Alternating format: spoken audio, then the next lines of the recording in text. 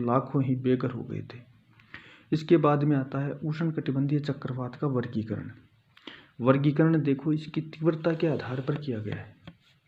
तीव्रता के आधार पर यूएसए में इनको 4 भागों में बांटा गया है, जिसमें सामान्यतः मुख्य रूप से इनको ये 2 प्रकार के होते हैं तीव्रता के आधार पर, क्षीण चक्रवात और प्रचंड चक्रवात। क्षीण चक्रवात वे होते हैं जिनकी गति मंद होती है, जैसे मैंने आपको बताया कि 32 किलोमीटर पर घंटे की स्पीड से, और ये एक ही स्थान पर कई दिनों तक रुक जाते हैं। इनकी चलने की जो गति है 300 से 500 किलोमीटर प्रतिदिन के हिसाब से होती है। इस प्रकार से उष्णकटिबंध जो है क्षीण चक्रवात हैं, इनको 2 उपभागों में बांटा गया है। इनके 2 उपभाग भी हैं। और प्रचंड चक्रवात हैं, ये इनके भी 2 प्रकार होते हैं। जैसे क्षीण चक्रवात के उष्णकटिबंधीय विक्षोभ, ये उष्णकटिबंधीय विक्षोभ जो है भूमध्य रेखीय गर्त के नाम से भी जाने जाते हैं। इनको भूमध्य रेखा के निकट उत्पन्न होने के कारण से उष्ण भूमध्य रेखीय गर्त कहते हैं।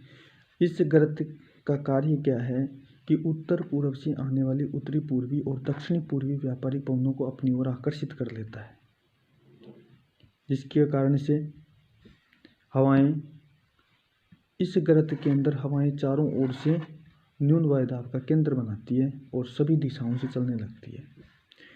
इस कारण से इस विक्षोभ में हवाएं पूर्व से पश्चिम की ओर चलती है। फिर आता है उष्णकटिबंधीय अवदाब। एक से अधिक घिरी हुई समदाब रेखाओं वाले छोटे आकार का जो चक्रवात होता है वो उष्णकटिबंधीय अवदाब होता है।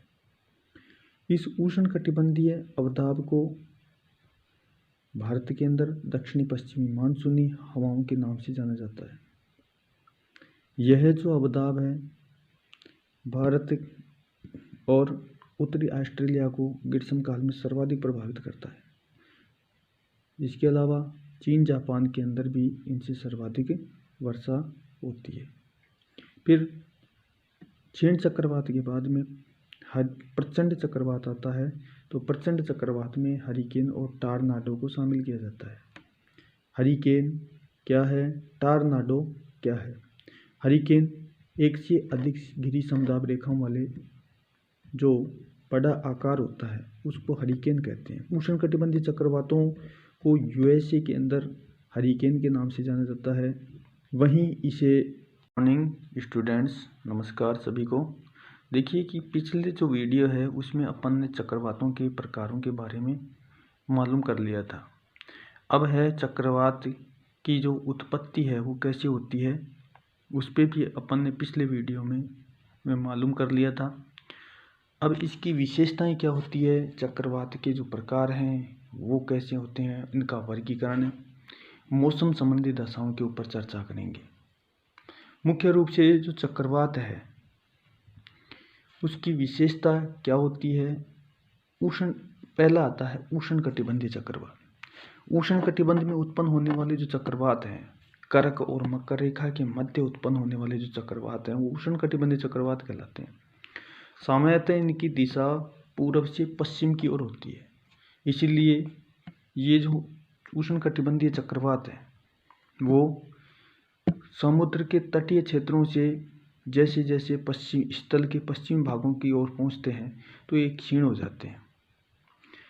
इनकी जो विशेषता है तो ये चक्रवात उष्णकटिबंधीय चक्रवात 80 से 300 किलोमीटर की इनका व्यास होता है। इनका व्यास है जो, और इनकी जो गति है वो मंद होती है। ये कई कई दिन तक एक ही स्थान पर ठहर जाते हैं। इनके प्रत्येक भाग में वर्षा होती है। इसके अलावा ये उष्णकटिबंधीय जो चक्रवात है इसके अंदर भिन्न वातागर नहीं पाए जाते। न्यून वायुदाब का जो क्षेत्र होता है वो चक्रवात की आंख कहलाता है। सामान्यतः एक चक्रवात से 12 से 25 सेंटीमीटर तक वर्षा होती है, लेकिन अगर इनके मार्ग में कोई पर्वतीय अवरोध आ जाता है तो 75 से 100 सेंटीमीटर तक भी वर्षा कर देते हैं। इसके अलावा और क्या विशेषताएं हैं इनकी, ये एक मुख्य रूप से ग्रीष्म ऋतु, किसी ऋतु विशेष में अर्थात ग्रीष्म ऋतु में ही उत्पन्न होते हैं। फिर और क्या विशेषता है इनकी समदाब रेखाएं गोलाकार होती है। उष्णकटिबंध के अंदर जो समदाब रेखाएं हैं उनका आकार गोलाकार होगा, अंडाकार नहीं होता है। इसके अलावा ये जो चक्रवात हैं इतने मंद गति से होते हैं कि ये प्रचंड भी होते हैं। मंद और प्रचंड दोनों प्रकार के होते हैं। जैसे क्षीण चक्रवात 32 किलोमीटर प्रति घंटे की चाल से, तो हरिकेन 120 से 200 किलोमीटर प्रति घंटे की चाल से चलते हैं। ये जो चक्रवात है उष्णकटिबंधीय चक्रवात अपने स्वभाव में प्रचंड होते हैं।